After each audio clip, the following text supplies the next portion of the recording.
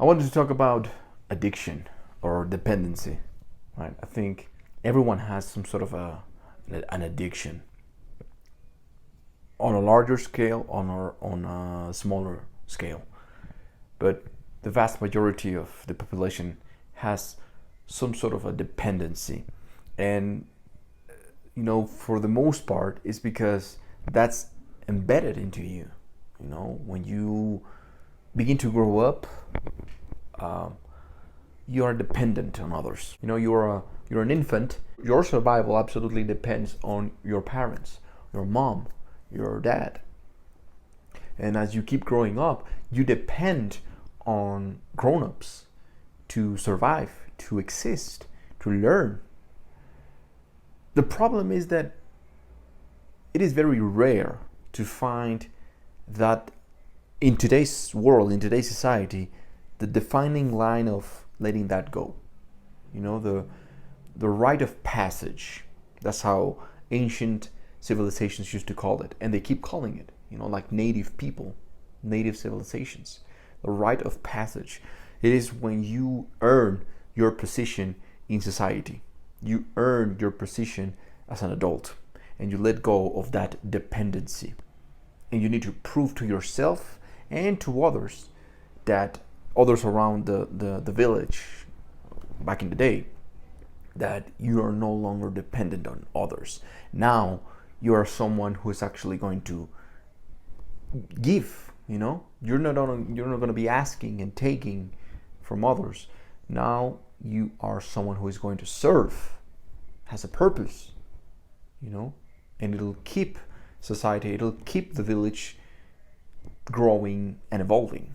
So because there is no such thing in today's society as a rite of passage, this ceremonial way of evolution, of growing up, maybe the quinceañeras, people do it here, in Mexicans and Latinos, but that's just an excuse to get fucked up. When you're 18 years old, 21 years old, yeah, you're legally now supposedly to be a grown up, and what's the first thing people do? Young people do? They go to fucking Vegas and they get all drunk, they get all fucked up. They do drugs, they do alcohol and all this type of stuff. They do parties, go to the club, something like that. And it lacks the spirituality behind it. So again, there's no defining line of saying, okay, you know what, I'm no longer dependent. And most people keep on that vortex of dependency of their parents, and it just gets translated into other things, other aspects of their lives, such as relationships. That's just one thing.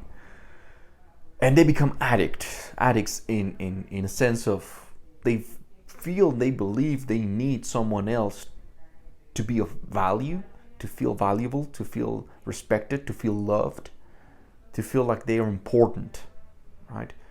To feel like they're actually attractive or worthy of love. So they go from one relationship to the next one, and so with a bunch of different people because they become addicted to it. What's another thing that people are addicted to? Social media, it's a great example. We get sucked in this vortex of bullshit, into this, hurricane of nonsense where you feel like you need to constantly post something for the validation of others. Or if you're not a creator, you just feel the need, the cravings are there of scrolling through your feed and being putting the like and being there all the time. So we become addicted to it. Another thing we get addicted to, or people get addicted to, is of course bad habits, toxic people, bad food. Even though it's bad, you still do it, and people become addicted to it. There's levels, like everything else in life. There's people that actually become so addicted, like the actual word, addicted to it, and they feel like they cannot function properly. They no longer can function and live life without that substance. or without a person, without a relationship, without a friend, without a significant other, without a family member, without a dog, without, you know, your pet, without. So this need, the point of this video is to bring to your awareness and to everyone's awareness that this idea that something outside of yourself will bring you the bliss, peace, love, and things that you want for yourself is totally wrong. We've been fooled, we've been played and led to believe that we need something outside of ourselves. Think about spiritually. In spirituality, we are indoctrinated to believe that we need to go into a church to feel more connected to a God. You know, you need to believe in Jesus to be spiritual, or you need to believe in Buddha, or you need to believe in, you know, like these religions, and they set up the path for you, and then they tell you this is the way, and then some people get addicted to that as well. You know, they get so sucked into that all of a sudden they cannot escape it. So the answer is always outside of you. I want to become more spiritual. I have to do ayahuasca. I want to become more spiritual. I have to, you know, I have to go to a church, or I have to go to India. I have to go to a guru. I want to be more healthy. I have to go to a person, you know, shit, I have to go to the gym. I know people that are addicted even to good habits. You can get addicted to that. Now, there's a difference between being disciplined and consistent and committed. The fine line dividing that and becoming compulsive, becoming addicted to something or someone, and dependent. All the answers, everything that you're looking for, health, relationships, love, self-esteem, you know, it all starts with the self.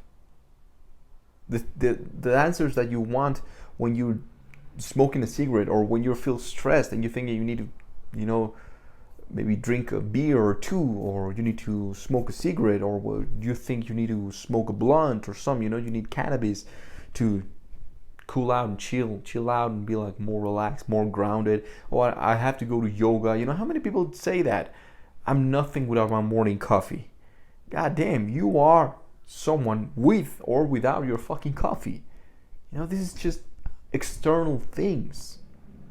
What we need to do right now is become more conscious about everything that we do. What do I mean by becoming conscious? What do you think I mean when I say that?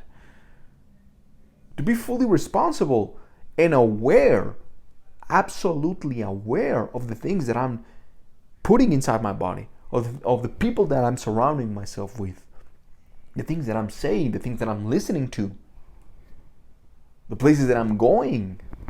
I'm totally aware of it. And they are either congruent with who you think or say you are and your lifestyle, or they are not. You release, that is the word, you release all this baggage that you're carrying that you don't need. You truly don't need anything or anyone, man. Everything that you need is already inside of you. Your body is the best fucking chemical factory in the world. There is nothing outside. No, and I'm pro plant medicine. You don't need it. You don't need it. What you need is determination. What you need is a wake-up call for yourself. What you need is connection. What you need is to do some cleanup, which is what I was referring with the balancing. You clean up. Okay, I'm no longer going to drink this, but I consciously decide not to do it. Or if I do it, you know, give you an example. I know that alcohol is bad, yet I enjoy it. And sometimes I do it, but I do it consciously. I'm not being led by some sort of invisible force, and then that I become unconscious of my life. And then the results that I have, all of a sudden I wake up and I'm like, God damn, I hate my life. Well, it's because you're not being responsible for your life and for the choices that you're making every day. Do not allow a substance make those decisions for you. Do not allow an external force, a God that you don't even know if he or she or it exists or not. You don't fucking know. That's why, as a Toltec, I tell you, my ancestors used to say, become a person of your own experience. That's it. That's actually becoming responsible. When you try everything, you put it to the test. You no longer, you're not that baby that was dependent on others, on the ideas of others, on the philosophies of others, on the food, on everything. You was depending on them. We need to grow the fuck up as a species, as a society, as a community. In the entire world, the humanity needs to grow up, needs to do some releasing and be like, okay, this is a bad habit. I no longer want it. And even though maybe someday I will want to do it again. But then who's in control? You see, you give away your power way too much with people.